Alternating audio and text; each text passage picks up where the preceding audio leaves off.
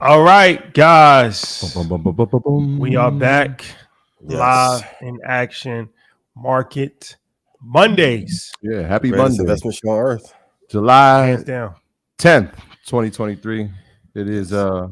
the sun has come out. It was a rainy weekend here in the Northeast. Shout out to everybody that has weathered the storm, including some corporate enterprises that we know. Zuckerberg probably went to New York and just lit the world on fire, stopped the storms, caused one for Elon. We're gonna get into it. But yeah, I'm For glad you feel better. sure, Somebody should cue Quiet Storm right now. for sure. But it was a dope weekend for us. Thank you to Resilient Tony and Raven Paris for having us in Baltimore. It was a dope event that we spoke at in Baltimore at Morgan State University. Yes. Support Black colleges. Were Extremely they on your important. head about your comments last week? Of course not. Of course, not one word.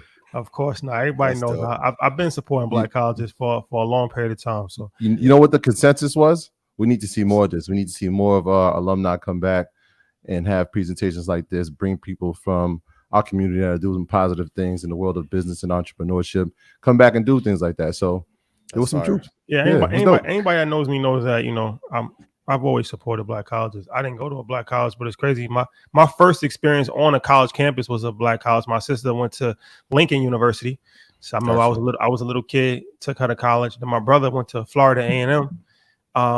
Went to Tallahassee to take him. He went there for a year, Yeah. and of course, living in Baltimore, how could we not be at Coppin and Morgan, and then going to DC, Howard, even Maryland Eastern Shore. So Yeah. I You was always having had. a time, yo. That's pretty ironic. Yeah, my first college experience was on Delaware State. My brother went to Delaware State. He didn't finish it. Shout out to everybody that went to Del State. And then my second was visiting some of my people who graduated with me, and they went to Hampton. So I went there, and then Gotcha. after that, Morgan State. So shout out to everybody that goes to HBCUs. Keep going. I know some people are in summer school right now. Keep going. Keep going. It's a long journey, but it's worth it. Yes, I always had love for HBCUs. So shout out to all my HBCU family. Yeah. Definitely never meant to discourage or disrespect HBCUs in any sense of the way, because they're important and they provide a beacon of education when we didn't have other opportunities, and even when we were provided other opportunities, they still have led the way in providing education for a large sector of Black society, Yeah. and have contributed tremendously to the progression of the world. So for sure, my whole thing is that they just they're fighting an uphill battle themselves, right? It's not an even playing field when you look at funding, when you look at support, when you look at a variety of other things. The endowment Um, funds are not yeah, comparable exactly. at So all. Yeah. this is the thing, like you fighting a good fight, but it's not equal. So let's just see how we can make it better. That was the whole point of the conversation. Not to say that they're not capable of competing, but let's see how we can make the experience better, because everybody wins if there's a better experience. That's all. But shout out to Morgan State, man. It was great. It was great being back in Baltimore for a couple hours. And happy birthday to my brother Alex. He had a Happy birthday, Alex. dope party in his house in Atlanta. Super dope. He curated a tremendous Different vibe. Yeah. Boy had a yacht party on ground. That's a Yeah, fact. yeah. And congrats to him on a Top Shot investment too. That's That a was fact. dope. Like, Yes, That's a fact. Shout out yes. to him. And happy birthday to Ari. We saw her also in Atlanta. She will be speaking at Invest Fest. Always good energy when we run into Ari. So happy birthday to her as well. Yes. A good time this weekend for sure. So let's get into this. The moment you all have been waiting for has arrived. So, Market Mondays World Tour. We are going to end we still have another stop. Chicago will be releasing information on that very shortly. And that's going to be something that's going to be extremely, extremely major. We gave him the dates on that? Not yet. We'll release that later. Okay. But today, wanted to focus on Ghana. We are ending the year in the motherland, December 27th. Right in your calendar, circle That's the it. date, ladies and gentlemen. Tickets are on sale now. You can go to our website, hit the Market Mondays World Tour flyer tab, and you can purchase your tickets to the show. Right now, it's on pre-sale prices, so I would advise you to purchase that early, and then get your transportation and all that. But the end of the year is an extremely impactful and powerful time for Ghana. Yep. Of course, they have Afro Future. Yes. Shout out to Abdul and our whole family, which actually starts on the 28th. Mm-hmm. So the day after Market Mondays is Afro Future, which is crazy festival, musical artists, vibes. And then it's a time where people from all over the diaspora just come. It's good energy, perfect weather from what I've been told. A lot of partying, a lot of cultural enrichment, a lot of vibes. Like it's just vibes all the way through the New Year. So they like from Christmas time all the way through the New Year is their busy season. So I would highly suggest for you to spend your New Year, spend your holiday season when everything is shut down anyway, when it's cold in America. Come to the motherland with us. Come to Africa, Ghana specifically, Accra, and have a vibe. We are doing it in a venue, which is immaculate, outside, poolside. You're gonna have all the elements at nighttime. It's one of them ones, man. We curate vibes that nobody has ever done or nobody has even ever thought about. So first we were the first ones to start doing networking events and different things of that nature. Then we started doing shows. Then we started doing festivals. I don't think anybody ever thought about a world tour for financial literacy. I don't think anybody's ever thought about a world tour for financial literacy. So we were able to curate that. Shout out to the good folks at Allah. Yes. Appreciate you. And how could you have a world tour without touching the continent of Africa? It's important. You gotta travel the world to have a world tour. It's important for sure.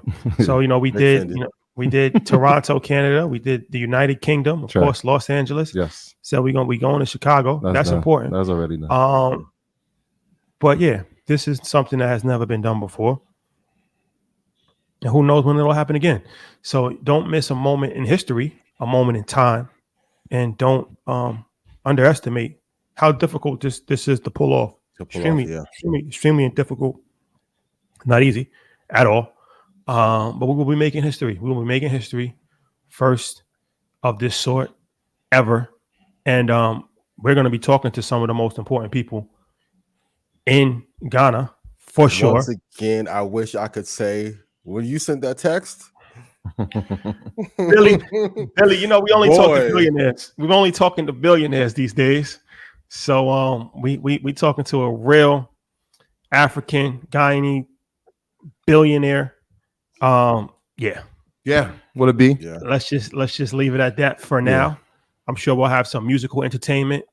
I'm sure we'll have a lot of vibes for sure. There will be a lot of people in attendance. What's interesting? If you watch the impact that Africa had on Simba, and if you watch the episode 85 South, where Chico talks about the impact that going to Ghana had on him, and the amount of people that were telling that, this is how we're going to end our year. The reaction that we're getting, saying like we want to be part of it, we're just going to come to be a part of it. So when you're in attendance, it's not just going to be like the everyday comic book. That's going to happen. Like you're going to see the people that look like you, but the network of people that's going to be at Market Mondays in Ghana is going to be incredible. I'm excited. It's probably my most anticipated. I don't know if I've ever, because I've heard so much about Ghana. Like we went to Nigeria and that was an experience, but everybody said like it's totally different. You got to come to Ghana. It's a different feel. And so I've just been studying the landscape of the land. I'm watching 19 Keys and I'm watching my boy Aristotle, their experience. And it's amping me up even more, man. So make sure that y'all go right now and get your tickets for it. It's going to be a moment in history. And what better way to bring in 2024 than to plan your year? If this wasn't the best year for it, should have been if you've been listening to the show. Shout out to the Queen that made $1 million listening. Hopefully this can be you in the next year. But what better place to be than in Africa and Ghana with us? Investing, networking, and building partnership. Get your tickets now. Yeah, let's see if they try to copy this one. It's gonna be difficult. This one is gonna be difficult to copy. Impossible. Yeah, perhaps. Yeah, it's gonna be hard. But you can try. You can definitely try. So get your tickets now. You can go to the website, click the link, the Market Mondays World tab. Presented by Ally. Shout out to the good folks. Speaking of Ally, shout out to them. Detroit, Michigan. Oh, yes. Okay. Let's go there. Off the little bomb. What's up on D12? Let's go there. Let's go there. D12. Next Saturday, we will be in Detroit, Michigan. Earn Your Masters. Earn Your Masters is something that we've created with United Masters, where it's a franchise. We went to Art Basel. Check. We went to South by Southwest. Check. We went to New York Fashion Week. And during this, we've interviewed some of the most legendary people of all time, from Dapper Dan to DJ Khaled to Shine to Timberland to Jadakiss to Ryan Leslie to La Russell to the Master Investor. The list goes on the type of vibe that we've been able to curate. Bumby. And we've had performances from some of the greatest artists of all time, from Toby. Shout out to Toby Wigways, killing the game right now. Of course, we had Pusha T perform one time. We had Fabio Foreign perform one time. We've curated vibes. The Chris Gotti conversation was legendary too. That's off the record.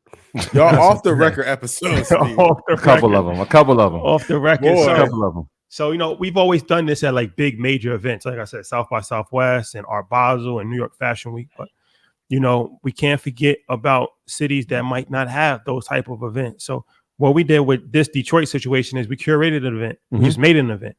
And it's going to be a block party / indoor vibe. It's going to be in Detroit. Oh, we're bringing some A-listers out. Oh, yeah. We're not just going to come to Detroit without representing the city. We're bringing some A-listers out, by the way. Yeah. From Detroit. Of course. By the way. And it's going to be a really dope. I'm just really excited, man. The city of Detroit, this is something that you guys deserve it. You guys have always supported us. And this is free, 100% free. 2:00. You could bring the family out. No, it's 18 and over. My bad. 18 and over. But if you are 18 and over, you can definitely enjoy the vibes. Full up. And it's free, man. Everything is free. It's taken care of. You must RSVP though. Space is limited. So please go do on that. our website, click the tab for Earn Your Masters in Detroit, Michigan. This one is on us. Thank you for your support. Thank you for the love. And shout out to our whole family in Detroit. Guys actually still give back? Thought you in Hollywood and you guys forgot who helped make you. Yes, sir. Shout out to everybody on the ground too that's been playing a part, man. Shout out to my brother Ken. Y'all know Ken is probably like the number one go-to guy anytime we touch the city, anywhere we go. Like Ken's just like, can I help? He's the number one can I help guy. So I said, Ken, look, we coming to your city. He said, say no more. Shout out to Ken. Shout out to Chill, the whole family over there. I spoke to Chill the other day. They excited us to have us come up there. And anytime we go to Detroit, it's been so much love, man. So I'm excited to see the people out there. It's a block party. It's going to be a block party like none other, man. Shout out to the whole team. Shout out to Ella. Shout out to the United Masters. Shout out to Mario. Yes, Mario Kelly. The investor spot. Ooh, my young boy. Pull up on us. Killing the game. Shout out to our whole BMF family. Yeah, it's gonna be one of them ones, man. What up, though? Got the Cardis. I see that. Got the Cardis. Don't ever play yourself. Oh, you in the mood today? Don't ever play yourself. What up? What up, though? For the occasion. 6th mile, 7th mile. Oh, lay above. Joy Road. What up, though? All right. Kenny Burns episode comes out tomorrow. Dope episode, man. Shout out to my brother Kenny. And we had a lot to talk about, man. A lot to talk about. He's killing the game in the spirits industry. And we talked about artists and dealing with artists and the culture and doing business and a variety of different things. So shout out to Kenny Burns, a staple in Atlanta. Yep. And that's a really dope episode. He's one of the first episodes that we did that was really, starting to kick the momentum off. And to come back, a few years later and do round 2, I think is dope. So that comes out at 1:00 tomorrow. Yeah. Shout out to Kenny. And he got a dope surprise inside the spirits industry. Even something that I don't know if we even were fully aware that he was working on when it comes to the continent, when it comes to spirits. Everybody knows about the Uncle Nair story, but it's going to be a dope surprise. So make sure y'all tune into that one. Shout out to our brother Kenny. Again, I think Kenny is one of the most underrated people in nightlife. Like him and Alice, I think in tandem helped build up Atlanta's nightlife. And that spirit business, please tune into this episode. Like Kenny's a dope person, dope energy, super giving. Yeah, I'm looking forward to this one. The lifestyle specialist is only one of the very few people that's even still will call you randomly just to check how you're doing. Forget business. See how you doing. Just how you doing. Just say like, "Oh, I love you, bro. Keep going. I'm watching you. How's the family?" Does that every 2 or 3 weeks, man. So shout out to him, man. That's something that goes very underrated in this space. So shout out to him for sure. Announcements, Ian. Yeah, Stock Club call will be Tuesday at 9 p.m. Central. If I've made you money, please put yes in chat to the queen that made $1 million off the show. We'd love to have you on the show. We need to get a few of them that have made like 6 figures in the middle. Maybe we can do like a special report on some of the ones who've made a ton of money. And I got a booth announcement for InvestFest next week. I'm gonna do my little rollout of giveaway time and what time I'll be speaking and all that. And then I think we got another little Friday announcement too. But next week, tune in. Surprises will be given away. I love y'all. If I made you money, please put yes in chat. Yes. A million on the free show. I don't know who else. That's a lot. I know a few of them. I know a few of them personally, 6 and 7 figures. But that's neither here nor there. Let's talk about this, man. Do your own research. Our content is intended to be used and must be used for informational purposes only. It's very important to do your own analysis before making any investment based on your own personal circumstances. You should take independent financial advice from a professional in connection with, or independently research and verify any information that you find on our show and wish to rely upon, whether for the purpose of making an investment decision or otherwise. This is a message brought to you by the good brothers at Earn Your Leisure and the good brother Ian Dunlap, the master investor himself. Continue to do the research, continue to share good research. And when it comes down to research being shared, make sure you give credit to the person you got it from. Love is love. Keep winning. Keep winning. Stay focused. Stay disciplined. Keep winning. All right, let's get into this. Let's do it. Mark Zuckerberg. Let's start the show off what everybody wants to hear about. Mark Zuckerberg. Heard of him? This guy's a legend. Heard of him? Techno Putin. He's on fire. So a few days ago, Threads rolls out, and it is a pretty much clone of Twitter. Very similar type of situation. And it took the world by storm. I believe now it has over 100 million users. Correct. With no signs of slowing down. Obviously, Elon Musk was extremely disturbed about this, threatened a lawsuit. I don't know if the lawsuit actually went through yet or not, but has threatened a lawsuit, has made some interesting comments on Twitter about Mark Zuckerberg. Indeed. Indeed, to say the least. Indeed. We thought Adam 22 was salty and Keke Palmer boyfriend was mad. Who do you think was more upset this week, Elon or Keke Palmer's boyfriend? Neck and neck. Pause. I'm gonna go with her boyfriend. He lost it all. Elon is irate. When you threaten to sue a day into a new product being released, you are in trouble. No, it's game, set, match. So the question now, it's a variety of different questions, but one of the questions is Twitter over. So here's my take on this. I think that Twitter's in a lot of trouble. If Earn Your Leisure, we've been on Twitter since 2019. I believe we have 90,000 followers. So in 4 years, we were able to climb. In 4 years, we were able to climb up to get 90,000 followers. We were been on Threads since when did it come out? Thursday, yeah, Wednesday or Thursday. Okay, let's say 5 days. We've been on Threads for 5 days. We currently have 100,000 followers. So what took us 4 years on Twitter took us 4 days on Threads. Now, me personally, I'm not loyal to any social media platform. I have not gotten paid from any social media platform, although I do think that an endorsement from Meta would be appropriate at this point. I've been working on it. Have not received the check yet. So I don't really have any dog in this fight, but I am in business and I do understand that you go where you get the most traction. It's common sense. So it's common sense. You go where the block is hot. And we have gotten more traction on Threads in 4 days than we've gotten in 4 years on Twitter. Which one do you think we'll give more attention to? We'll still be on Twitter because it's free. Why not? But that's Twitter's fault for not properly enhancing the algorithm, for not spreading the message, for not doing a variety of different things. Now, Threads is an interesting situation because, of course, they have a competitive advantage that Twitter doesn't have, which is Instagram and Facebook. So I've said this from the beginning. It's easier to build one company off the back of another company. It's the shoulder strategy. Yep. So now they build Instagram, they build Facebook. They build Facebook first, right? Then they buy Instagram. Then comes WhatsApp. Now they have a portfolio of social media platforms. They push people directly over from Instagram to Threads. They make it a very seamless sign up process. You keep your number. You keep your same name. Only thing you got to do is just log in. That's it. And then the threads actually even go straight to Instagram if you want them to as well. Make it extremely easy for people to do it, right? That gives them a competitive advantage. Of course, they can manipulate the algorithm. This is what all these social media platforms do. The first 6 months is maximum exposure. TikTok did it the same way, where they're going to give you maximum exposure. They're going to give you reach because they want people to sign up. Of course, it's going to be discouraging if you put something up and nobody likes it. So now you put something up and engagement is crazy and everybody's like happy about it, right? And then at some point in time, they'll probably limit that. They'll cut that part off. But your goal as like 1.5 billion people, they'll start to throttle it.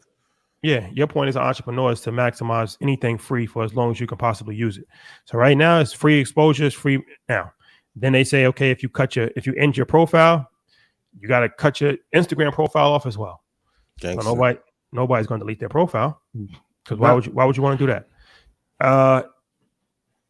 This at some point in time may go down as the death blow for Twitter. We'll see, but I just don't see the advantage of Twitter when Twitter is actually the same thing as Instagram, but with so many more advantages now that Instagram is partnered with Thread. They go hand in hand.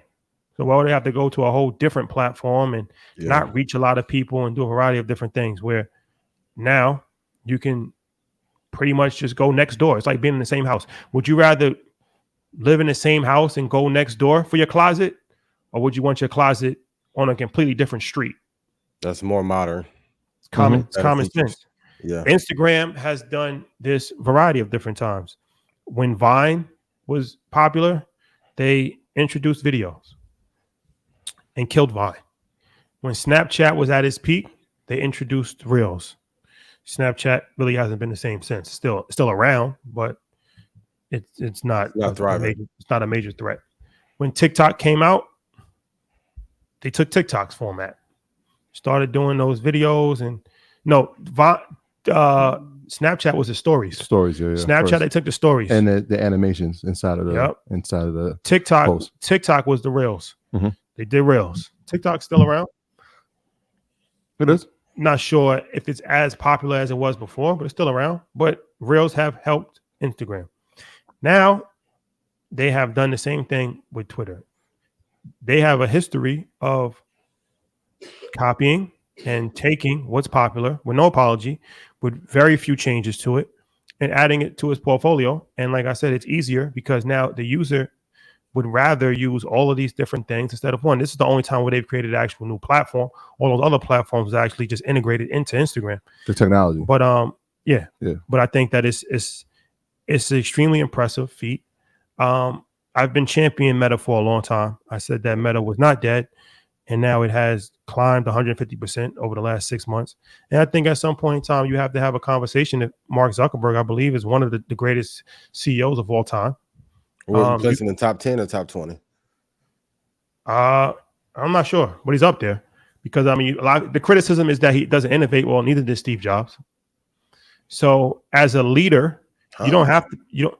Steve Jobs didn't. None of those ideas were his ideas. The iPhone was his idea. Some people say that it wasn't. There's data out there that said that it wasn't. But regardless, most of the ideas that made Apple successful were not his ideas. He was a great businessman, though, and a great marketer. So you don't necessarily have to come up with original ideas to be a great leader. You have to have your company reign supreme. And Facebook has reigned supreme for over a decade. And the Metaverse didn't seem like it worked out. Didn't let that phase them. Stayed focused. Didn't listen to outside critics, and reinvented the company once again. Extremely impressive feat. One of the highest grossing revenues of all time. Top 10 company when it comes to market capitalization of all time. I don't think that he gets enough credit. And he's faced a tremendous opposition. He's faced opposition from Apple. He's faced opposition from the U.S. government. He's faced opposition from Elon Musk, and he survived it.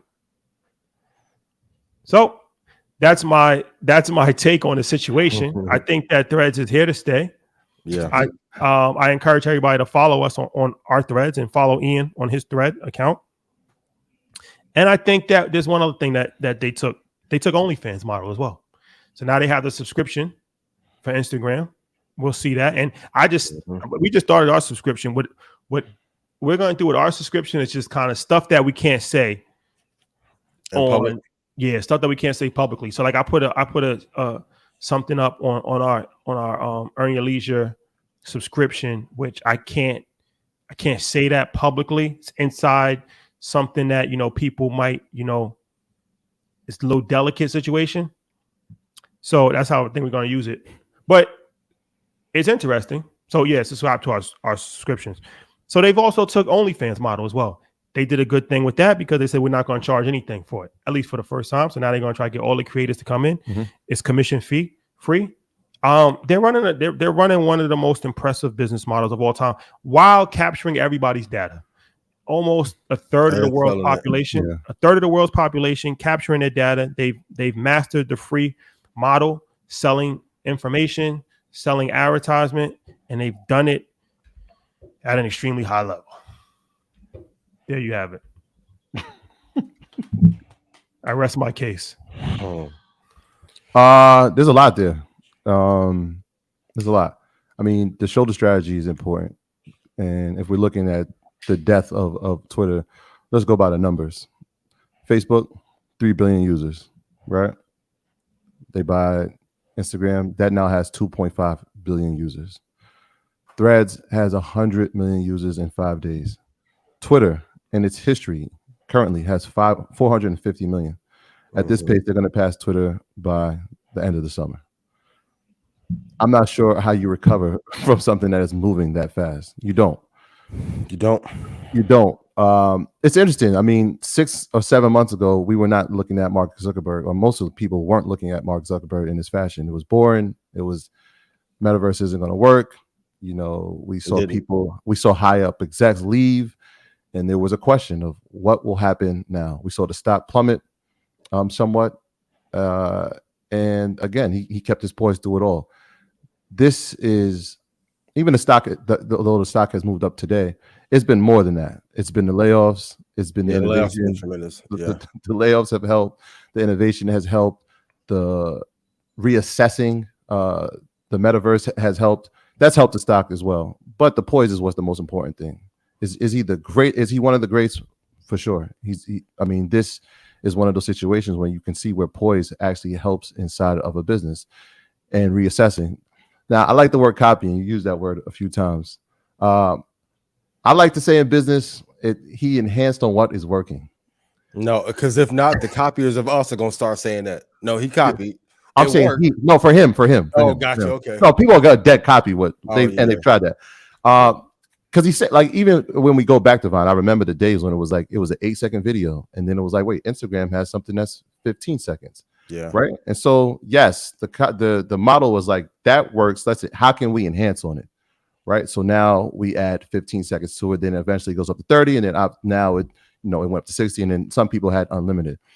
So he's enhanced on that. And that's a lesson that people can learn inside of business. Right. Like we can see something that's working and we can say, all right, how can we enhance this? How can we make this our own? How can we make it better? Right. So when somebody tries to do this, it's like, yeah, okay. Well, how are you going to make it better? What are you going to add? What's going to be your flavor? The other part of it was, and I don't know if this was the timing of this, but it was immaculate. The announcement of Threads was immaculate because if we're watching the landscape, what did Twitter do on Monday or Tuesday last week? They decided to limit people's numbers of posts. Yeah. They data bill. They wanted to cut back on spending, right? So it was like, all right, well, how do we do that? Limit the amount of posts that people could read. And if you pay, you can actually read and post more. What happens inside of that is a Spill comes, right? So Spill, right? Black owned, very, very similar to a Twitter, but people know that there was Black Twitter, right? And that was like a thing inside of Twitter. So there was Black Twitter employees that left there to start that. Exactly. And so Spill comes, and this is all in the same week and a half. 2 days after Elon and Twitter make that announcement, boom, I'm looking at Thread and I'm like, wait, what is this? Mark Zuckerberg is posting on Instagram, hey, we're up to 5 million, we're up to 2 million, we're up to 10 million. I'm like, what? He couldn't have picked a better time to make that announcement because it was like, all right, well, people are tired of having just people run amok on Twitter and posting everything and memes and these bots, and then there's clarity out of nowhere. Here comes this clarity. So the timing of it was just absolutely immaculate. So is it the Twitter killer? Man, I'm gonna go out. You ever play ball against somebody and they hit a three they hit a three from like 32 feet and you like the coach is defeated. It may not be the Twitter killer. It's the moment where it's like it's that moment. It's like when Steph starts hitting threes and you're like, there's nothing I can do. What can you do? What can you do? He's gonna make that regardless. I did all I could here. Yep. It feels like one of those deflating moments. Yeah. Is it the death blow? There's a lot of capital, right? Like Elon, and we'll talk about some of the mistakes he's made. There's a lot of capital that it might be.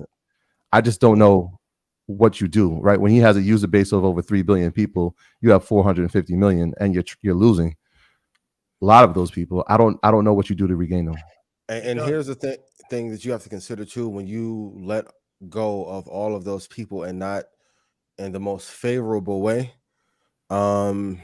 when you fire them, because people were saying, well, they can't go to Facebook. And here's the interesting part: Meta did not use the former Twitter employees on this project. Like from what I'm hearing, it's only 25 people currently working on Threads. So if they end up putting 100 people on top of that, the app is already significant. Like Threads end up being what Twitter should have been 5 or 6 years ago. For a little inside ball, from what I was told, Elon made kind of egregious comment to Zuckerberg maybe 3 or 4 weeks ago. And this is what, now I've been saying it for the entire year, like Zuckerberg's been on a tear of innovating a lot faster. You can tell he kind of got that spark back, but this is kind of what pushed it to go over the edge. I think I said maybe 2 or 3 months ago, like he needed something to copy or clone. And he's done that tremendously. Like letting go of the employees is one of the biggest reasons. Getting the expenses off the balance sheet is the reason why the stock went up. And then also listening to leadership, like regardless if it's really interesting. Like he lost his focus for a while and got it back. And hopefully with this example, we can see Elon do the same. We was talking before we started, but it was really gross mismanagement by Elon to try and run 2 companies. But he had he cared more about being in the comments than actually fixing the companies. And we all get hyped up off of our own press, but you have to learn when you're competing against people and you're competing against people that are like some of the best in the world, they're going to take those slights against you and go incredibly hard against you. And as a result, it caused them to lose its effectiveness in Twitter. And they haven't developed the company the way that it should be. They haven't designed better. The employee base isn't happy. So it was a great move on Zuckerberg's part. But once they get to like 1.5 billion users, that's when I think they'll monetize. The throttling will come down, but Twitter needs to do an incredible overhaul of the site, the design, the interaction. Same as you. Like I think I made 5 posts. After my 5th post, I had half the number of people on Threads that I had on Twitter, and I've been on Twitter since 2019. Engagement is way better. It's just a better product overall. It's interesting. The other part, like, and you spoke about this, like he's been in front of Congress about privacy. All that got wiped away. And everybody just forgot about that. Like, I mean, so I saw that post where people are plugging, like, look at the terms of engagement now that you're on Threads, and it was like we're all cool with it. It's been pretty smooth sailing. I wonder though. You have a choice. Yeah, right. You have no choice. It's like you delete one, you're gonna have to delete both. Do you think?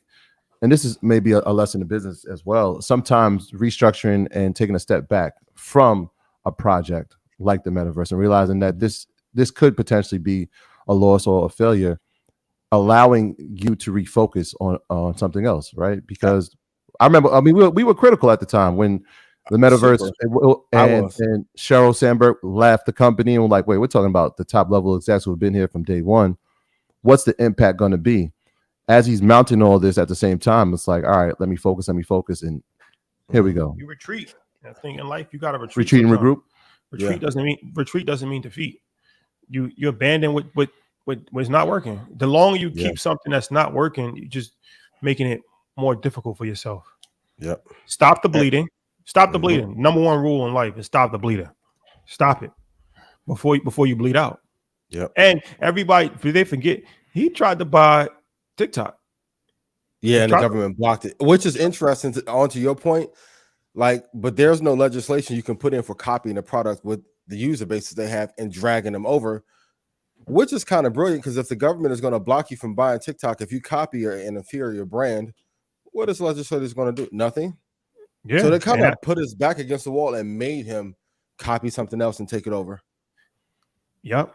I feel like in business and in life, the person who wins is the person that's able to outthink the competition. It's chess. It's a thinking man's game. It's not an emotional game. So it's like, all right, you doesn't work out for the metaverse, get ridiculed, lose a lot of money, stock drops dramatically, try to buy TikTok, that gets blocked by the government. Okay. If they're saying that I'm going to create a monopoly and I can't keep buying social media platforms, then I'll just effectively copy social media platforms and use my influence. Better. Yeah. That's the point that people are leaving out. Like, it is a better product. And I'm not playing both sides of the fence, because I was incredibly critical of Metaverse. Why is it better? The user interface is better. The interaction is better. For the first couple of days, there were no bots on it. I may have to do like you and post privately why they I found out why they let the bots run. Cool. The engagement is better. It's the first social media that I've seen in a while. When it first came out, it was incredibly positive too.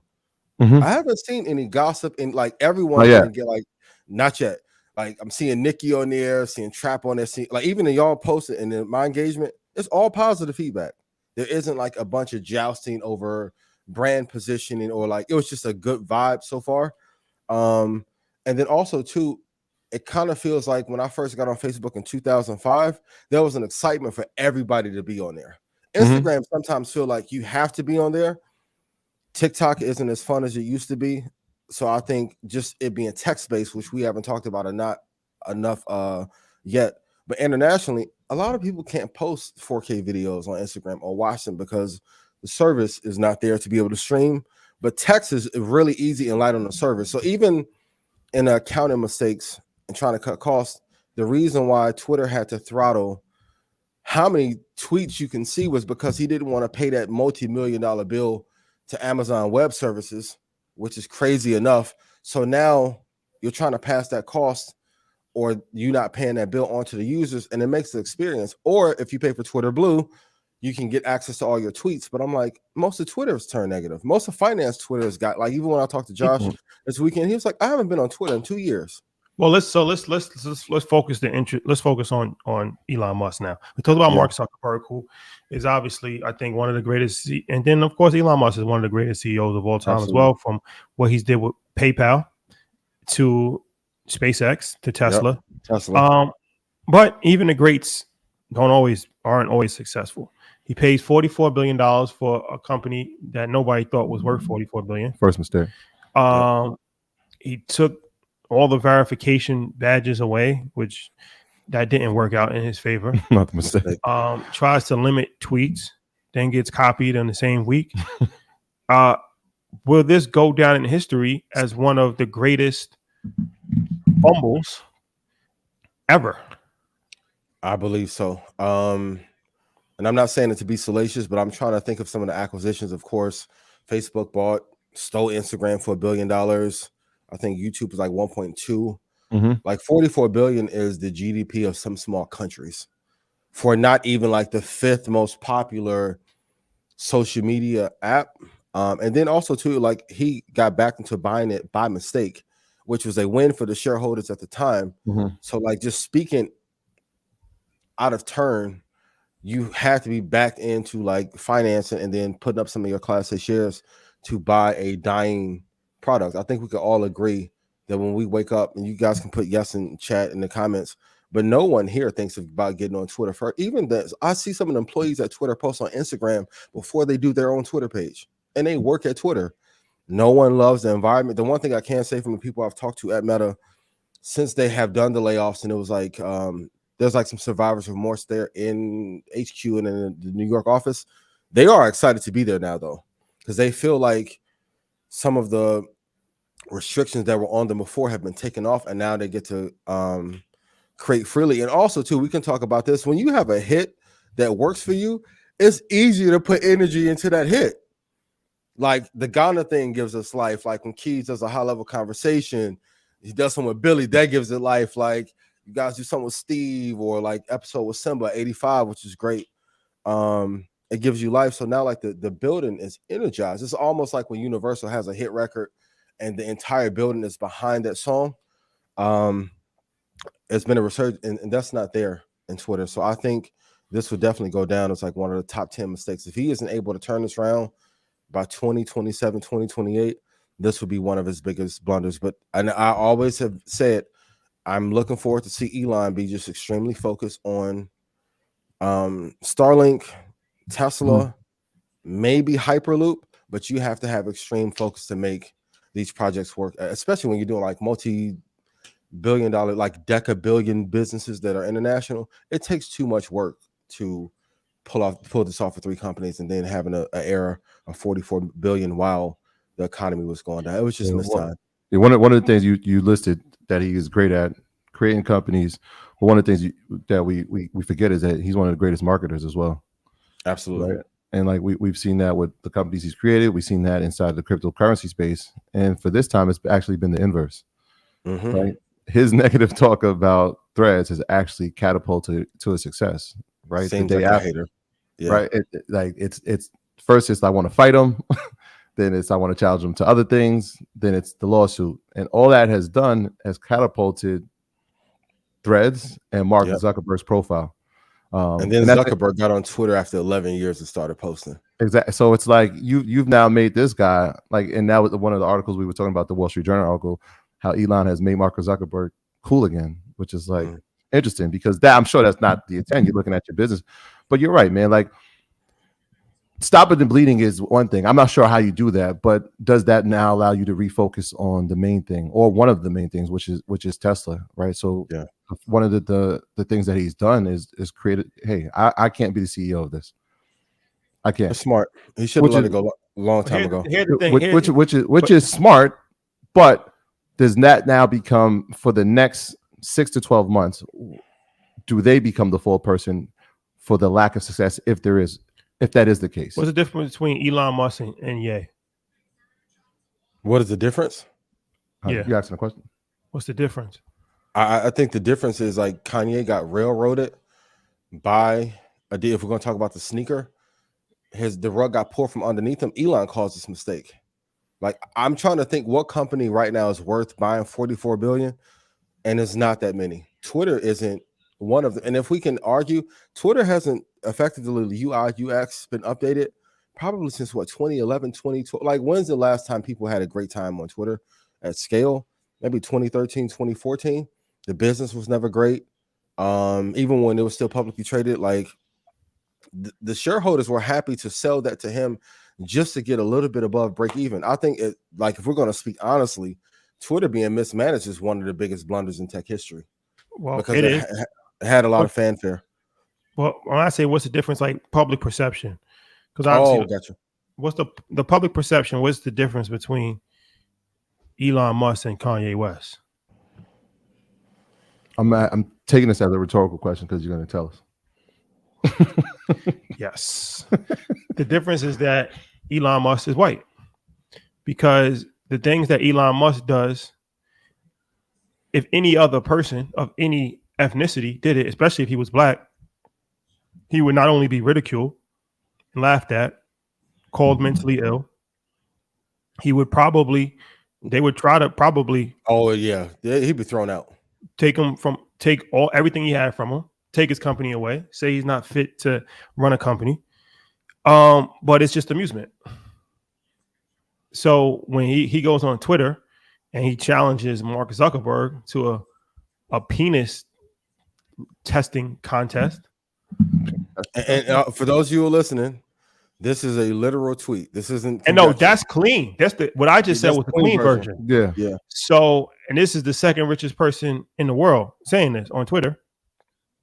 At some point, and it's freedom of speech. You can say whatever you want, but let's think about it. Because, like I said, a variety of different things that Kanye has done or his actions, he has been called mentally ill, and maybe he is. But I've never seen that. I've never seen that same pushback or that same egregious type of vibe for Yeah. Elon Musk when he continuously every day, only person he's up there with Trump as far as the things that he's said, and he's never apologized for it, and he's never even criticized for it. Nor is asked to. Something to think about. The interesting thing is, like, if nothing else will make him fix this, is this a loss from Threads. Nothing, like my mother always says, like, if you want to hit a person hard, hit them in their pockets. And Zuckerberg has done this. Whatever MMA fight he wanted to do with UFC, Zuck is Johnny Bones Jones right now, first round knockout. You have to go. You can't joke your way out of this. This reminds me a lot of the Drake and Meek Mill situation. Zuckerberg was the underdog. Drake came out swinging. Game, set, match. You have to readjust, especially while we're in an economic decline, because as a result, if Tesla does not continue to do well, delivery numbers were great, but if the shareholders are not getting the value, Steve Jobs, arguably to me, is like top 4 CEO all time. When they took over Apple, he came back a better CEO. I would hate for this kind of action and these kind of statements to lead to a potential corporate takeover. The board, Tesla, the board calling him in for the meeting. He needs to get focused. He needs to get focused for sure. Twitter's over. All right. Before we leave this conversation, let's talk about the stock. Twitter obviously is not a publicly traded company, so we don't talk about their stock. But Meta is. Meta's stock hovering around $290 a share. Yep. Something that nobody really saw coming. 52-week low, $88. So it had a very tough run. It was riding high, $378, I think it peaked at. In 2000 in September of 2021. Then had just dropped off the cliff. Went from $378 all the way down to $88. But since then has rebounded to $290, almost $300. So how far can we expect this to ride up? And it's a pretty miraculous comeback story. And once again, it's one of these things where the eye test, sometimes you just get a gut feeling about things. I'm not really, when I said that Meta was here to stay, I didn't base off a PE ratio or candlesticks. I know the culture, and I said people are still addicted to Instagram, and I know how valuable that is, and I know how hard that is to break. And they've integrated vertically, and it just seemed like it's too big to fail. But can I chime in real quick? If they would have held on for Metaverse for 3 more years, you think they would eventually fail? Yeah, probably. Yeah. But they got to cut the bleeding. Got to stop the bleeding. Yeah.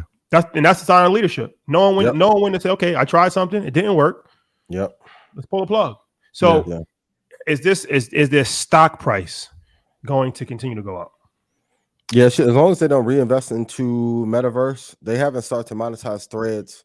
Normally at $1 billion, $1.5 billion is when like the throttling of the post. So for everyone on Threads, you better use this, like at the rate they're growing, you better use this tough for the next 30 to 90 days, because once they cross $1 billion and Adam starts posting about it on his Instagram, that's when the ad platform part is going to come in. Shout out to my buddy Dave. He was telling me, like, I think at like $1.5 billion, they'll start to monetize it and you'll see ads.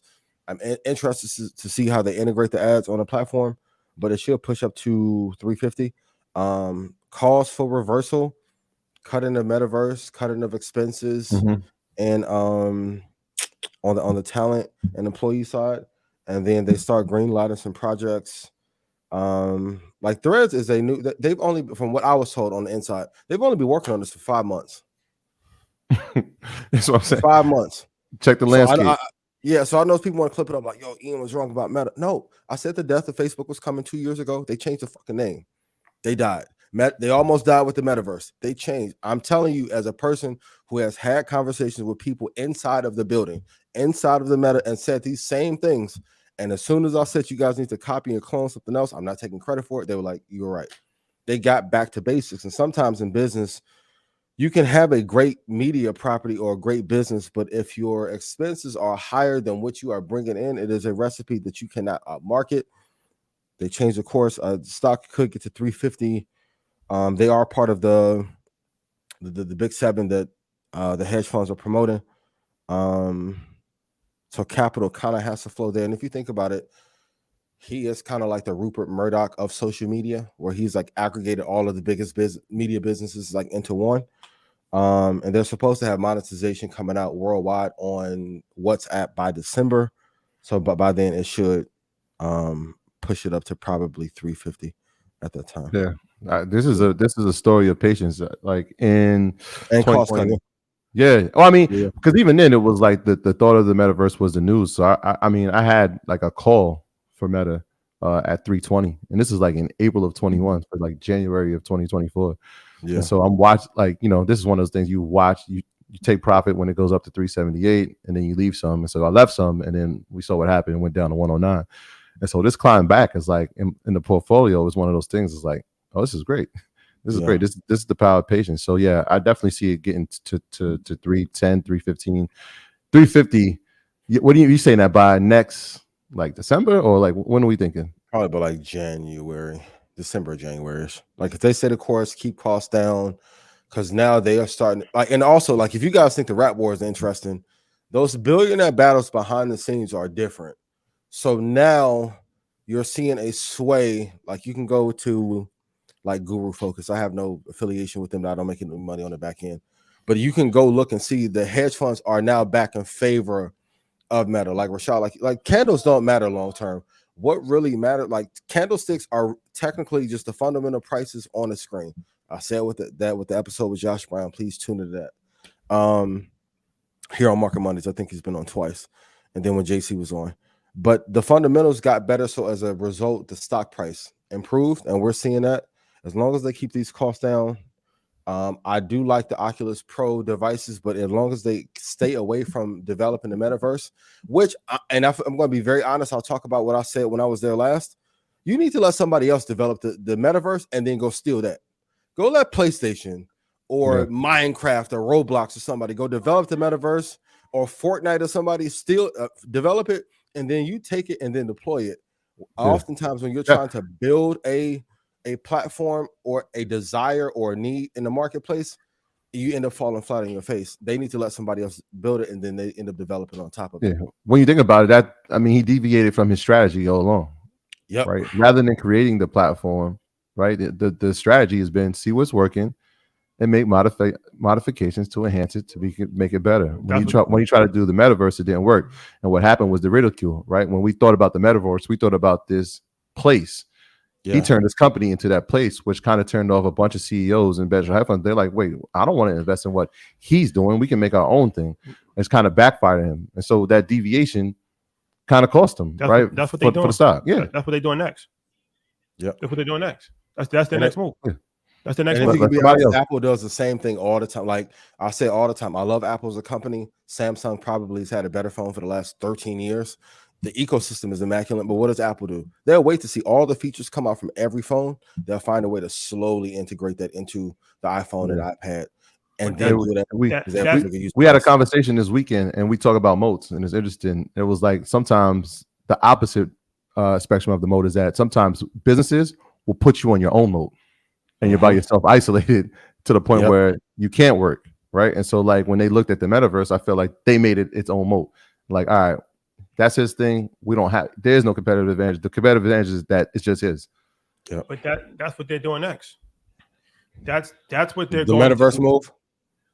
No, which so you had mentioned. You said they should have let somebody else. The metaverse and then copy. The metaverse thing hasn't really worked out, so I don't think that. But what are people doing right now? What's the hottest topic in the last 6 months? You talking about AI? I'm asking a question. I'm answering. Is that what you're referring to? As the hottest topic? Yes. Oh, okay. Yeah. Go ahead. Oh, I didn't even deployed that. Oh, go ahead, Shotty. Finish your point. We're on a tandem today. So that's their next move. That's their next move. Let's see how this works out. Let's see the companies. Everybody knows the companies that's currently in the lead. Let's sit back. Let's be patient. Yeah, I made a thread, which is weird to say, but I'm like, I wish they would have integrated AI into the rollout of the product, so you can automate your threads and it creates for you. Guy hit me on DM who works at Meta. He was like, slowly roll. It'll be out in 3 or 4 months. Going to your point, like they are the AI that they have acquired and built, they're slowly going to deploy that in about 3 or 4 months. And it's going to put a pressure, even like, and I'm going to say it now, with the exception of open AI.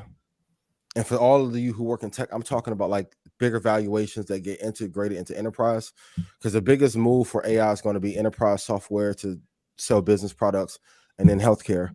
After that, yeah, I think Meta will take the lead in using it for Instagram, WhatsApp. And they're going to make a hard push on a consumer and enterprise sales side and WhatsApp to be able to do business there with the use of AI as well.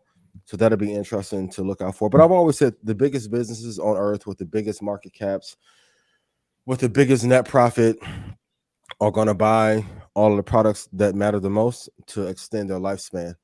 So this is a hell of a turnaround for them, but a great lesson as well in business to stop giving a competitor a reason to take you down.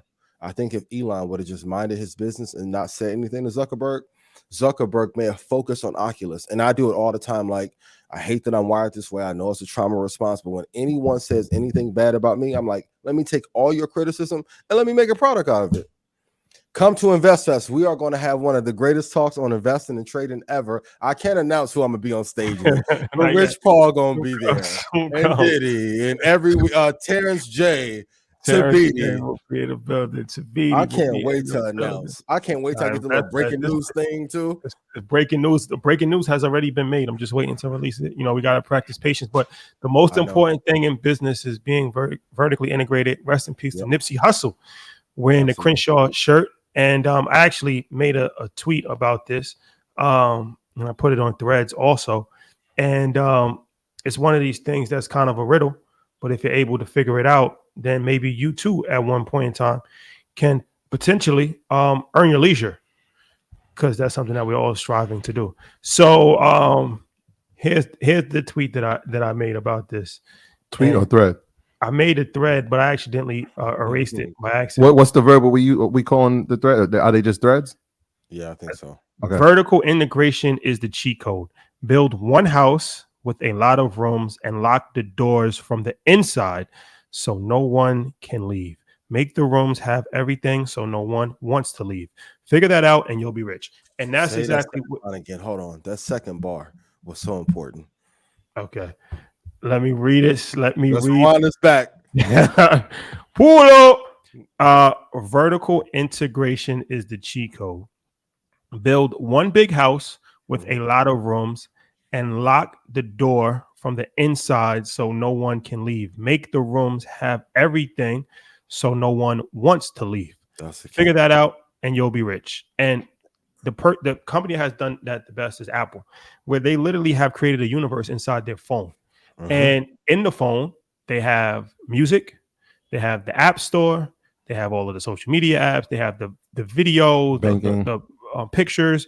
Try to leave and get a Samsung. You can't transfer.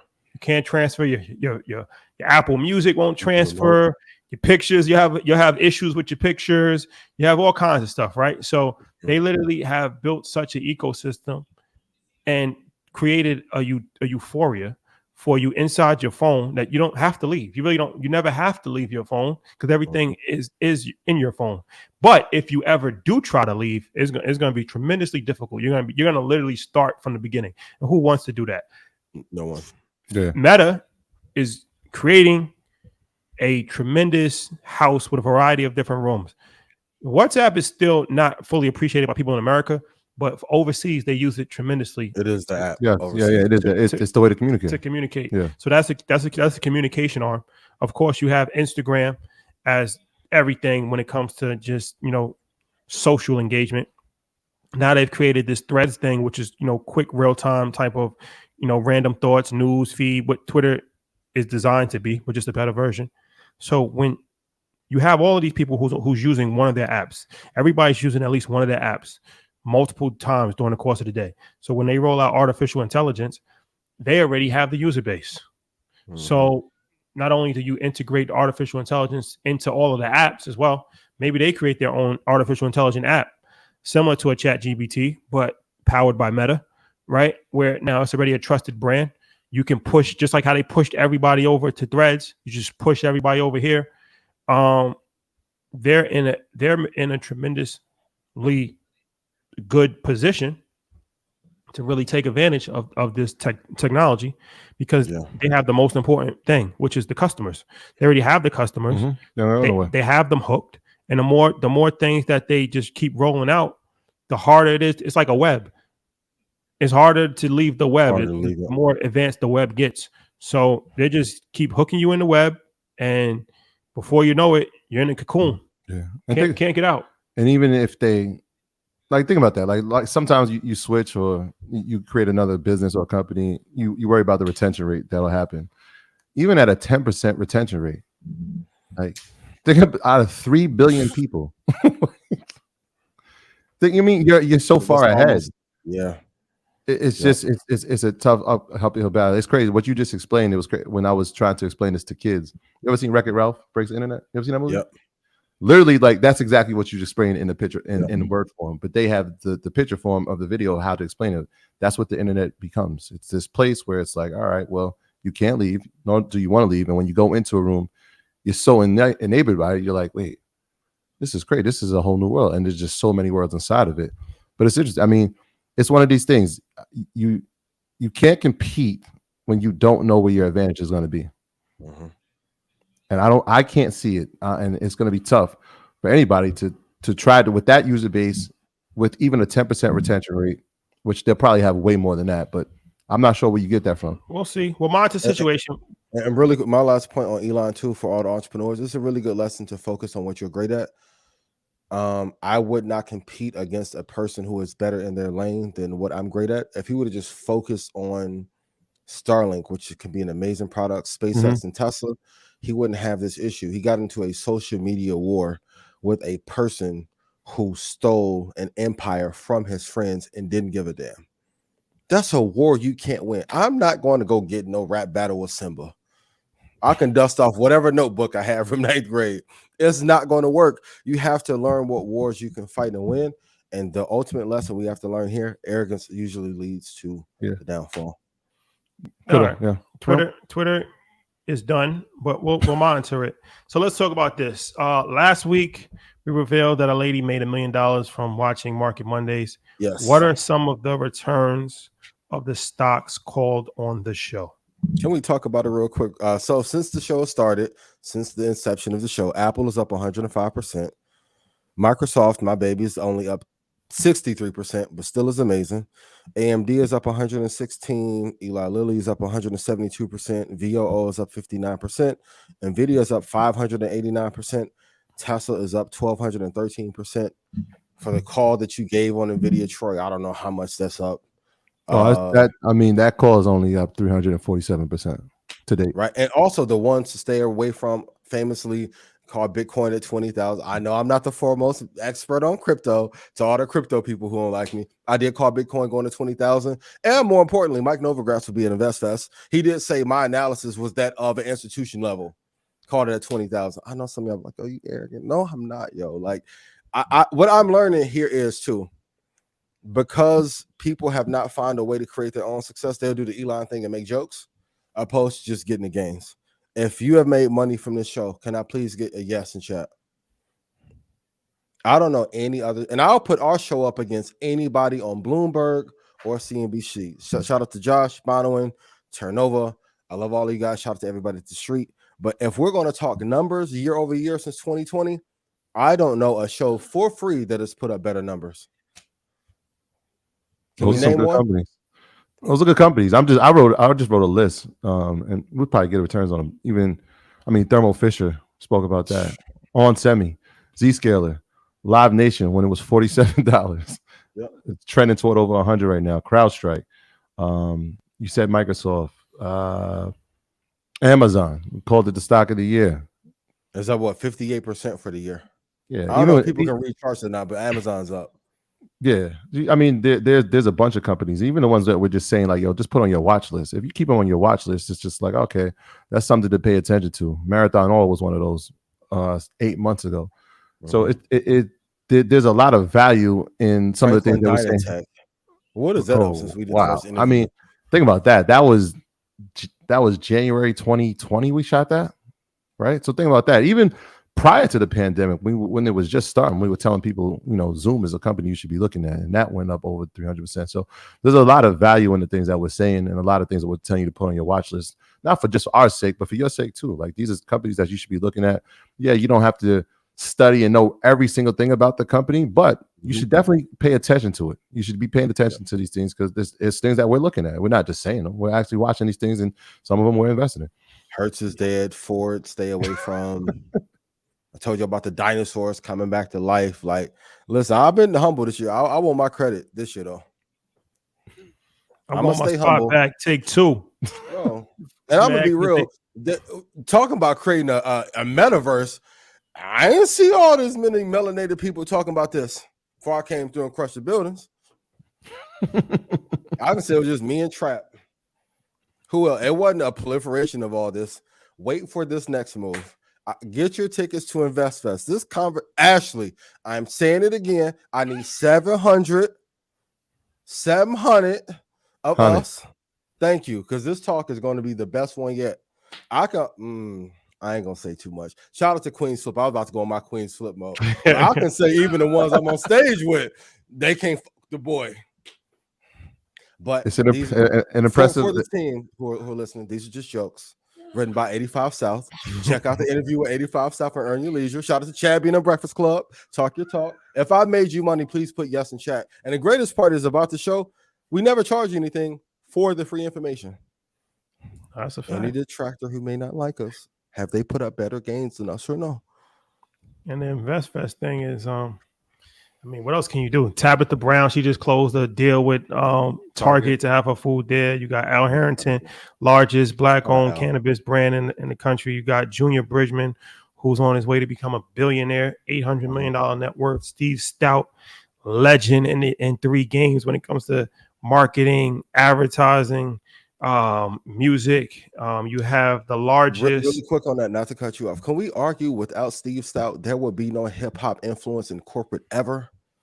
Yeah, that was his. That's his thing. That's the case. That's his thing. That's what he's done.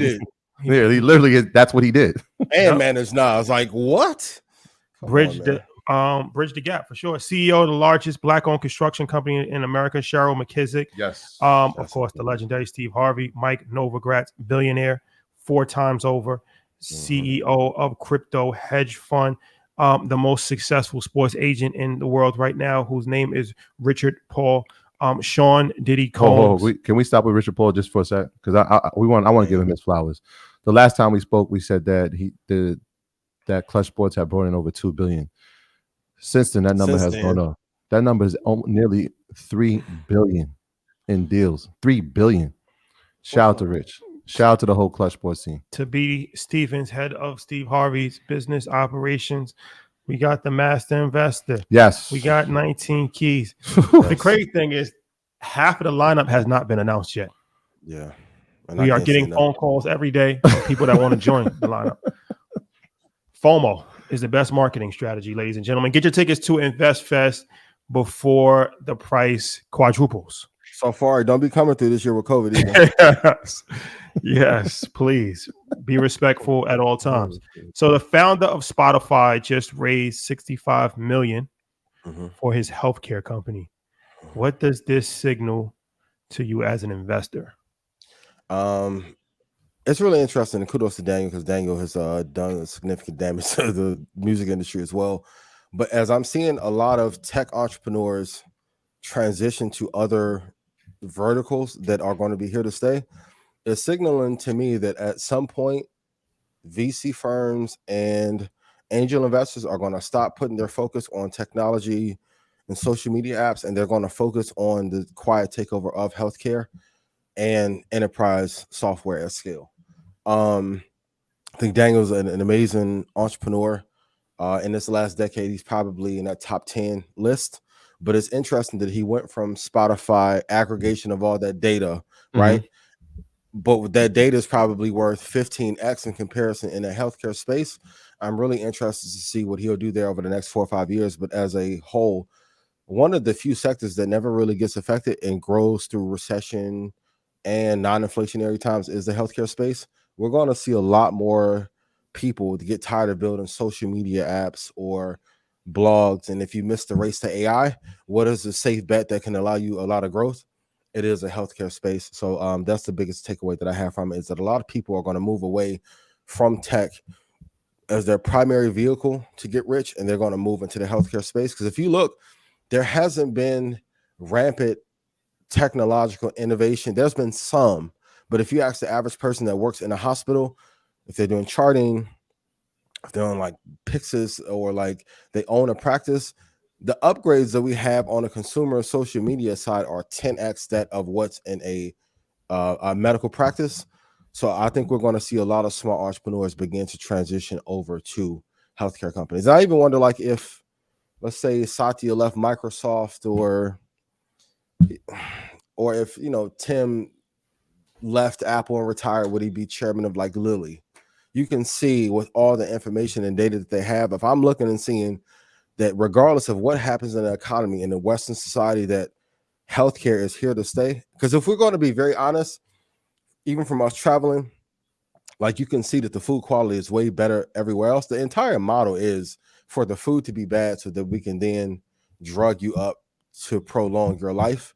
And in Western society, we're going to see a lot more of our best and brightest go to the healthcare space to take over there. I don't know if we mentioned Eli Lilly. Eli Lilly is up a ton since we started the show as well too. That's the number, a ton. But from an investing standpoint, what does that say about the Spotify stock? Because we just spoke about Elon and focusing on the main thing being the main thing, and we spoke about Zuckerberg on when you try to deviate from your pretty much the purpose of your original company. Sometimes it doesn't work. We've seen their stock plummet a little bit. The user growth has slowed down, although over the last quarter it has gone up. They're trying to find new ways to invent. What does it say for Spotify in terms of the company as itself and where music is going? I think Spotify biggest issue is the pricing model. Of course, the podcast. I mean, I wish, Joe, if you ever show up to have a conversation with us, I know you love us dearly. I would love to have this Spotify. If I had a stock that went from $387 to $75, and then I spent over $1 billion on talent, what would I be labeled as? But to me, this also says, because I don't know all the behind the scenes stuff that went on with that, I see this as a hedge for Daniel.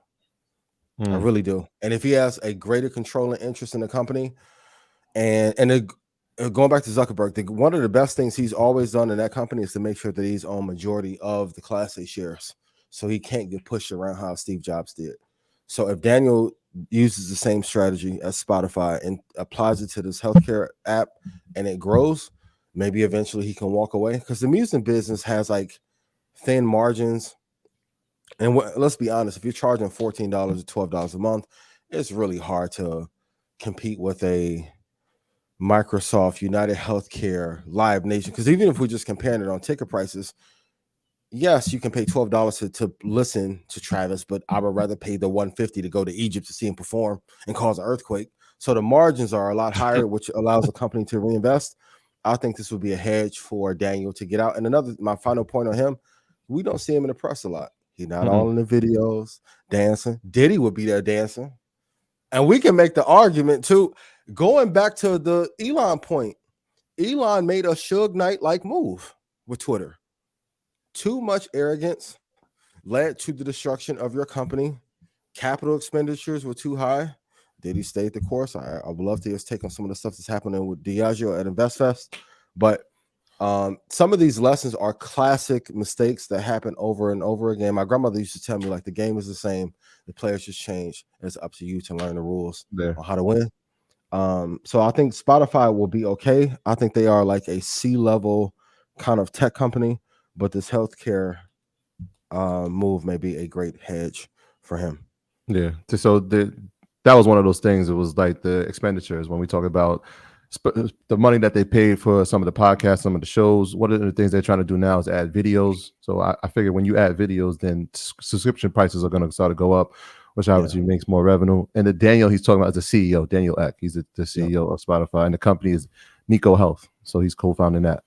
All right. Yep. Let's It's more so this is the longest the yield curve has been inverted for some time. As a result, are you worried about the banking sector? You want to talk about what the yield curve even is? Yeah, we talked about the inverted yield curve. So the way the banks makes money, they borrow money and lend it out for a long period of time. Whenever the short bonds are inverted with the long term bonds, it makes the insurance model and business model of banks almost insolvent. That's why the inverted yield curve is so key, because for those you don't know, banks will take your deposits, they will loan them out 10 times whatever that amount is, and then they make money off of that interest. With the yield curve being inverted, it kind of throws the banks for a loop. So when I saw that this weekend, I was like, we've been inverted for a longer period of time than expected, and no one is talking about it. This is the equivalent of like your gas light being on and you only have 3 more miles left, but you have a 15-mile ride to go. And I think everyone's sweeping it under the rug. And I think part of the reason why everyone's been so excited about AI is because the gains that it's been able to give, but we aren't having the broader conversation about what are we going to do about this yield curve and what can we do to get it to flatten.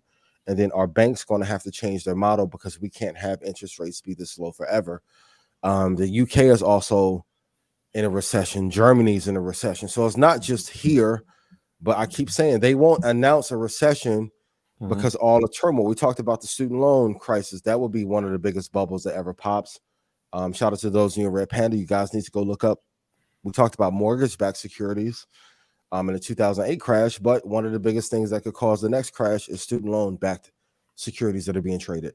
And one of the reasons why student loan forgiveness will never go through is because they are trading the debt on those student loans. Go do your research. It hit different when they trade the student loans. Shout out to J Man, right? So you have to understand that the same game is being played, just in a different realm.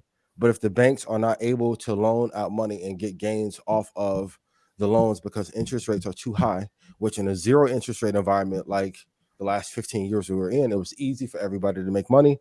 Now we're back to bully ball. It's a lot harder to make money. I'm a little bit concerned about, like, it's bad when BlackRock and JP Morgan, which I told you would happen, see the gains from crypto, the yield curve inverts, the loans aren't making as much money, and now crypto and Bitcoin is not a future. They're going to all make ETFs on it so that they can get the gains to make for the mishaps that they're having and the general interest of all loans. Business loans are down. Auto loans are down. Mortgages are not being loaned out because the regulations have tightened. But now we're going to go to crypto after demonizing it for 9 years. Guys don't have to like my takes. You will be richer listening to me than all the dodos who don't like us. That's not arrogant. That's fact. I don't know anybody else that came out and said, your bank's going to take over crypto. It's like, yo, he crazy, a conspiracy theory. I was in Guggenheim talking to them about this 2 years ago.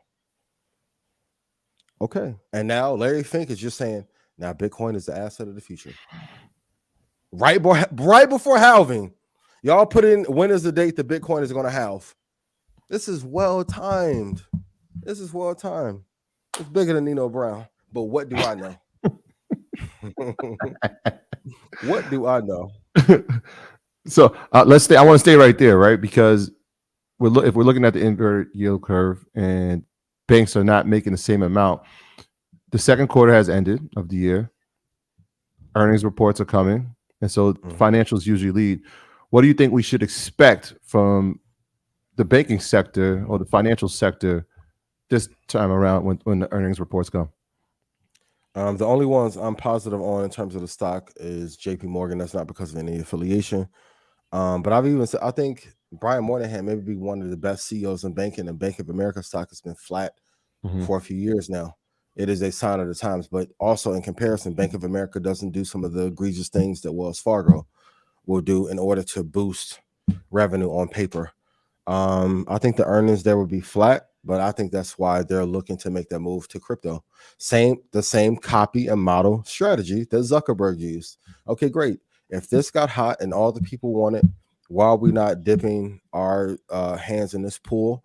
Now, Grayscale Trust is going to have a lot more issues as a result, because they're putting a lot of legislative pressure on them, because JP Morgan, Bank of America, BlackRock and Blackstone want to be the ones that control the Bitcoin space. That's why it was deemed not to be a security.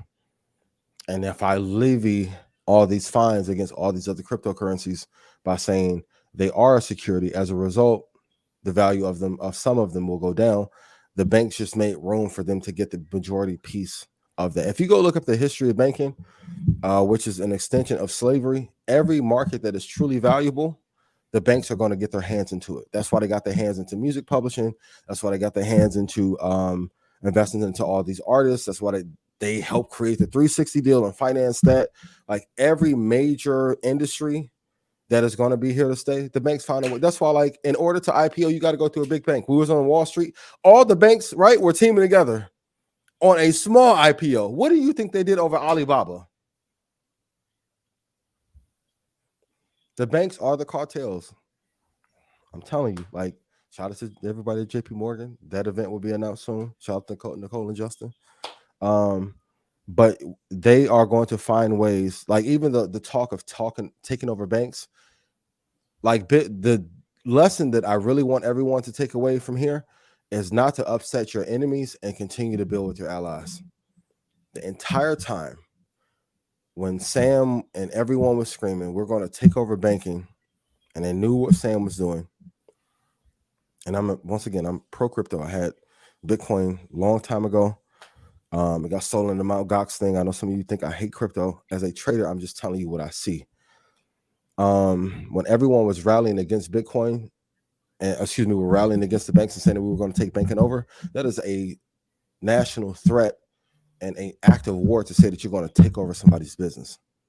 So they then push back with all the legislation and drop the value. Like I keep saying, I don't know why Bitcoin isn't at 35,000 right now. I have no clue. You know why? The fucking banks are suppressing it until they get their ETFs off.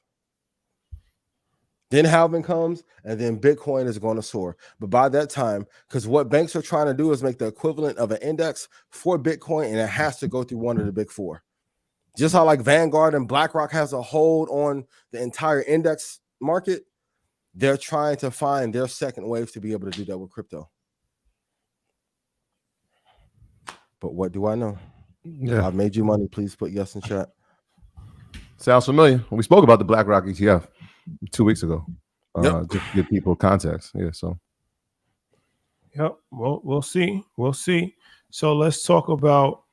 Okay, let's talk about this. BRICS posted this on Instagram. The alliance between Brazil, Russia, India, China, South Africa, and a bunch of other countries. They're thinking about introducing a new type of money that's backed by gold.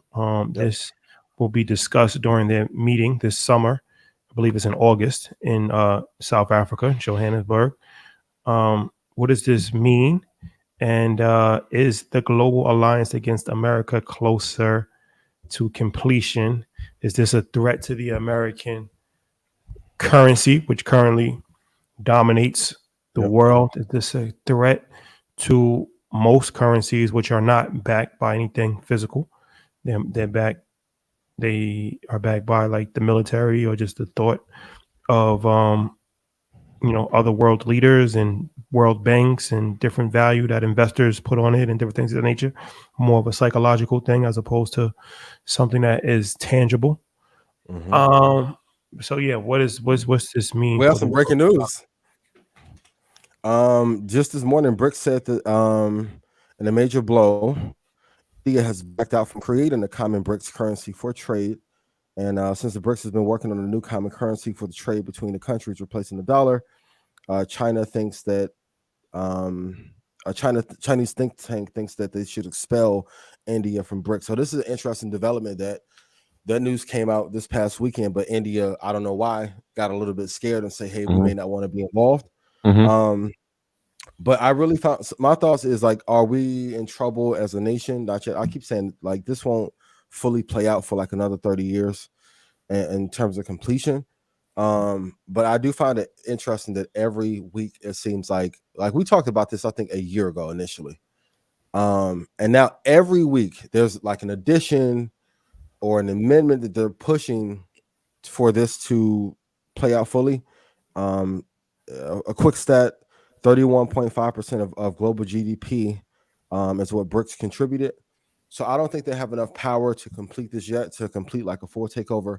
China has their issues with their own economy. Russia and Prigozhin has their own issues there. This is a long-term move or a long-term play. They definitely need India, but I think the timing of when this is done, going back to the point earlier of when Zuckerberg attacked Elon, I think if they attack us in the middle of a announced recession, they can get some steam behind this. But it's like the stock market is doing well, and the economy and the job report is doing quote unquote well. I don't think it's the right time to do so. But I think in the next 2 years, they will have like their full currency plan announced, but it's not the right time to announce it currently. Yeah, the BRICS Bank CFO said that they don't see any move anytime soon on the common currency. But the timing of it is interesting. You said the country that you were just speaking about, China, trying to have India removed. Well, what's happening in China over the past week? Who was having meetings in China right now? The Secretary of Treasury, Janet Yellen, is there, trying to make talks about the economy and talk about global trade, something that can become peaceful between the two countries. And so, again, when you think about geopolitical things, one thing is always aligned to the next. We talked about it last week. It's like, look, Janet Yellen is going to China, right? And so it doesn't surprise me that news like this would come out, like as we're taping, that this probably isn't the best move, right? Because we're trying to figure out something from a common standpoint that works for both parties, works for both countries. Even though we're so far apart, there are, sometimes you have an olive branch that you give out to say, all right, well, we can meet on these common grounds, and that can lead to something further in the future. Rashad, we gonna monitor the situation? For sure. He's monitoring it right now. We'll see how this affects. As an investor, you always have to factor in the worst case scenario. Never take anything for granted. And I think it goes back to Elon point. Sometimes, like when the market is so good or the business environment is so good, you wouldn't think that Zuckerberg would copy your entire platform and then get to 100 million users in 5 days. I know some of you guys are tired of us talking about BRICS, but if we don't talk about it and then all hell breaks loose, I know the comments go like, they didn't cover this. On my risk assessment Black Swan leaderboard, this is number one.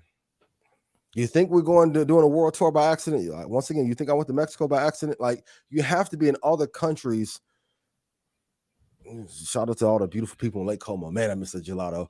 Then went to Egypt real quick. You have to be in other cultures to even see how they feel about you, to see how other markets and other places are run. If not, your investment portfolio is going to be incredibly weak, and you're going to make a lot less money as a result. So last week, well, let's talk about this actually. It's more expensive to buy a car than ever. And the credit card debt is almost $1 trillion. So $575 is the average car payment for a new car. $430 is the average payment for a used car. Talked about credit card debt, all-time highs. And the average interest rate for a credit card is 20% interest. That's what? So, how is this impactful for the economy? I think going to the political landscape, I know they keep reporting that the job market is doing well. Going back to your ice analogy, I don't feel that and see that. Like in the threads that I'm in, not on threads, but like in Instagram and Telegram, like there's a great portion of people who just don't even want to work because they're like, what's the point of working my entire life? Like, even if we talk about a 401k, a 401k is not going to give you the same kind of gains if you invest it for yourself because there's throttling inside of the system. I get that. I think most people are feeling, especially in this generation, are feeling a little bit hopeless, especially with like mortgages going up. The rental landscape is incredibly high. Credit card debt is like at one of its top levels of all time. As a country, I think we need to do a much better job of like finding safety in this job landscape. So even like, let's take Twitter in a way everyone was fired. I think a lot of people need to be let go because it was bad leadership. But then you can't say to them, well, you can't have a job anywhere else and don't go to Facebook or don't go to Meta because you were over here at Twitter when you violently threw them out. I think as a country, one of our biggest risks is the implosion from the inside that Ray Dalio talks about. Is there's just not enough good quality jobs and not enough good quality companies, and that is a big stain on America. Like, it's a reason why we only come in here and talk about maybe 12 companies each episode. Most of them are not worth their weight in gold. They're not. Like, I'll search high and low, but we're going through a revolutionary change and also an industrial change, and there's just not like a lot of good companies. But as a result, we are not creating a lot of high quality jobs either. And it's one of the biggest threats to our GDP. Like, our student loan bubble shouldn't like be about to burst, and at the highest levels being credit card debt. And then we haven't even talked about on the mortgage side as well, like the debt bubble. We're in like a bubble of everything right now, and everyone's acting like everything's fine, and leadership won't address this. We have to make a change quickly, or I'm very fearful. Like, people, you guys put in the comments, like when you go even applying for a job, most people don't even feel like they're going to get a call back or a great interview. Like, the disdain for even applying, or companies not even having grace to say, hey, it's not a good fit, but maybe I can put you here. Or even when they tell you, hey, we'll keep you in mind, you know that they're not keeping you in mind. Like, people have just quit. And also that has led to the entrepreneurship boom as a result, because people have had to create out of desperation or out of need. But one of the biggest mistakes I think our country has made is not securing our job market for our citizens. Yeah, well, we saw a slowdown in the job report last week, which obviously, when the comments are looking at it, it's like, all right, well, inflation's working. So, I mean, we spoke about some of the jobs, and they're not the best, right? And so we talked about leisure and hospitality, that's going down. We've talked about transportation, that's going down. Warehousing is going down, but a couple of sectors that have gone up inside the job market: healthcare, up 41,000, social assistance, and construction. So that construction is always encouraging, right? Because that means that real estate is going to be impacted. That all the companies that are inside of that will work. REITs will increase. So construction is always something that's encouraging because more things are being built. But the problem is, if the interest rates are high, who's going to be able to afford to live inside those things? Absolutely. So it goes back to that balance of like trying to have a soft landing, but I don't know how you do it. It seems almost impossible. And then Dave at the Gross, the LA show, told us about the incoming commercial real estate boom. So we have commercial real estate boom currently there. Only 7 companies keeping the S&P 500 up. Student loan bubble on the horizon. Then we have credit card debt. Yeah.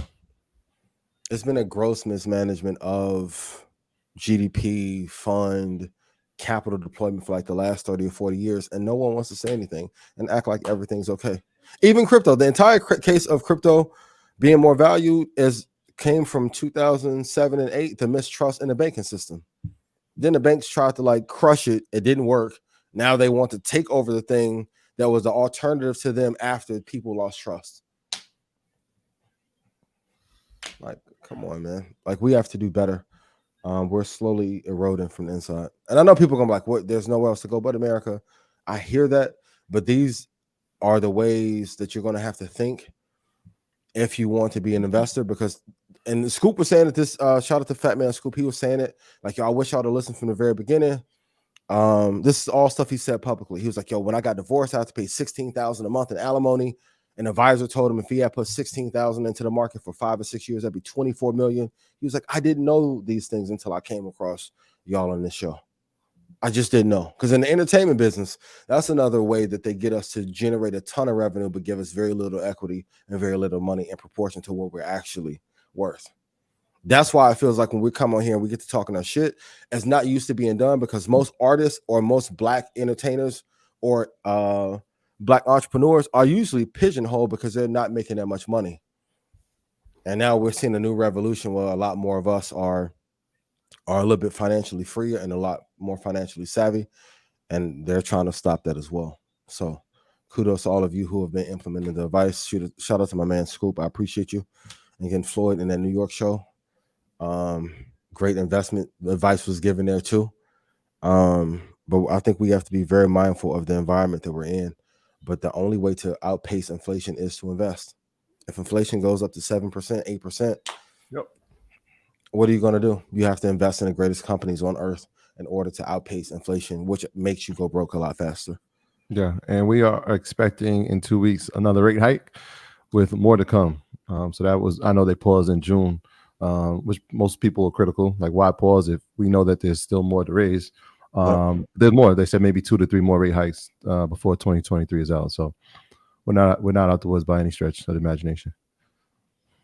Tough. So there's a decline in use of ChatGPT over the last month. Do you believe that this innovation is in a decline? No, I think a couple of factors. I think some of the newness and novelty has worn out. So like for the last 3 or 4 months, I've been using it every day. Rashad, I know you use it every day. But also one of the biggest factors we have to think about is that school just ended recently. So I know we want to think that our kids don't use it and won't do their homework on there, but it's a lot easier to just hop on an app or hop on a site and do some research there. And plus, like, people are out like on vacation. So I think we're going to see like an uptick, maybe like at the end of August and September. When the new version comes out, I'm sure there will be an uptick there, but I think some of the novelty in it wore off. Also, I want to see like some upgrades in the user interface and design. I know they were talking about the app is okay. I still think that like the web or browser based version is a little bit better, but then the other apps they have don't work as seamlessly. So hopefully in this next version, that'll give it an uptick. I know this is like a big thing about the user decline, but in the grand scale of things, this hasn't even really been like fully rolled out yet. They're still like in their mixtape era. They haven't even dropped Get Rich or Die Trying yet. Mm-hmm. Like when Microsoft begins to really deploy this across all products, and that's one of the reasons I'm so big on them. They have the enterprise side, the B2B side on lock. So if they're able to increase productivity there, and I've said on the previous episode, at this phase of my investing journey and where we are in the economy, we have to look for companies that increase the GDP of the United States. Like the metrics and like you were talking about P ratio alone, that's not enough. What company is going to increase the value of America? Those are the ones you have to invest in. Because now we're like truly in a global race. Hopefully Jack Ma come out of hiding sometime soon. And as China begins to put money back out into the market and stimulate their economy, and they start that quantitative easing cycle back, we have to consider if they start to put more money into their markets and float Alibaba up in their top 5, will we have some competition there? But I'm only looking for companies that will increase the GDP of this country to add to my portfolio at this time. But no, I think ChatGPT is like incredibly fine. They haven't even got out to the races yet. Yeah, that's an interesting perspective when you think about workflow, right? That slowed down. A lot of people go on vacation during these months. Yep. When you think about the amount of students that are using it, college and elementary and secondary schools. Yep. That's but also I think like you said, the excitement of it, right? It was like everybody has to have it. And what we've come to find out is a lot of people don't know about it. And that's interesting. But the also part is that competition is upon us. Mm-hmm. It's the same way we looked at Twitter, and they had, from a tech standpoint in social media, they had a lead and advantage in that space, and they got comfortable with it, and then there was a gross mistake, and here comes Threads. So I mean, all those things you put that into a basket, it all attributes to it. But like I said, when Microsoft, and if you think about it, and when you said the enterprise part, I'm like, yeah, imagine when this is part of Microsoft Office or part of 365. Yes. What does this look like? And there's emails for you around the clock. Yeah, my God. What does this look like when it's part of that? Or what does it look like when it's inside your home? When they create a product or incorporate it inside a product that inside your home. I mean, there are now companies being built on top of the OpenAI API as a result, like even in like the tech world that are starting to get funded around healthcare and data. Like, you guys can go do your research on that. Like, I think we're just at the very beginning. And that's why I said, like, most short-term news does not matter. Only the macro long-term cyclical events of like 10, 20 years really matter. Yeah. We're just getting started. We haven't even fully integrated into like how this can make colleges better, learning better. Because if we can argue that as a society we got smarter from 94 to 2004 with the use of the internet, imagine what we'll be 10 years from now if we find a way to integrate this into the workforce and in education. Like a lot of the things that we're doing now, working from home, virtual assistants, that came from like the boom of the 4-hour work week from Tim Ferriss. And Tim has like a very niche audience. Microsoft has global scale, global impact, global cultural impact. Once they finally announce like everything that they're going to do, imagine how much more productivity that will give us as a nation, and then as a result to their bottom line, which will make the stock price go up even more. So we're just getting started. All right. Well, let's talk about short sellers have unwind their short bets at a fast rate in the last 3 years. Is this a case of concern? Yes and no. Like the real answer is no. The thing I want to stress, and I made a post earlier today in Vanguard about Vanguard, like if you just invested for the long term, how much money you'll have. And I've done a couple of posts about that. Like even Nvidia 99, 100,000 would be like 52 million. Some people were joking like, who had 100,000 back in 99? I get it, but I can argue some of us in 99 had Cadillac Escalade on 24s with 8. I don't want to hear that shit no more, yo. Find the money. Find the money. It's me who's saying it. But we find money to spend. And then, of course, the information wasn't there. There was no market monies in 1999. But my point is to find the companies that you're going to hold on for a 10 to 20 year period. The short sellers are also telling us though that there's a lot of weakness in the market. So when most hedge funds who are the short sellers are telling you like, I'm going net negative in the futures market, they are expecting the economy to drop. But also when you see reports like this from short sellers and Michael Burry as well, you have to factor in, you don't know the time horizon. So if a company say I'm going to short, okay, great. If they're not telling you when they're exiting, it really does you no benefit. It's a sensational headline for the moment. But overall, it's a mistake to bet against the American economy and the American stock market. And as long as like you're invested in the top 4, you're absolutely okay and hold for the long term. But in the short term, there is some weakness. Like I know the Magnificent 7 thing is a new fang and all that, but there's a reason if 7 companies out of 500 and 493 are negative, that is telling you, like if you have 500 employees and only 7 are producing, there's something wrong with the company. No one wants to say the same about the S&P 500. I'm not worried about the net sellers, but if you are trading, I will follow that report and follow with the momentum. But in the long term, I wouldn't make any adjustments according to this at all.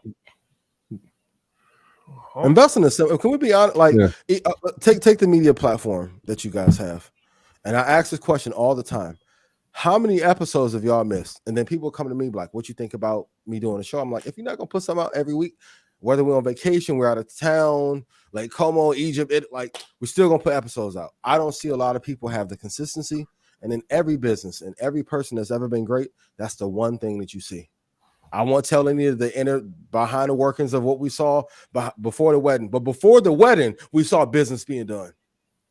So when people are like, yo, you got to have balance and fellas, you have to work on your craft every day, no matter what anybody tells you. Before we got on the show, Shadi came in, cool. Troy worked. I said, oh, y'all working on 2 separate things. I can see it.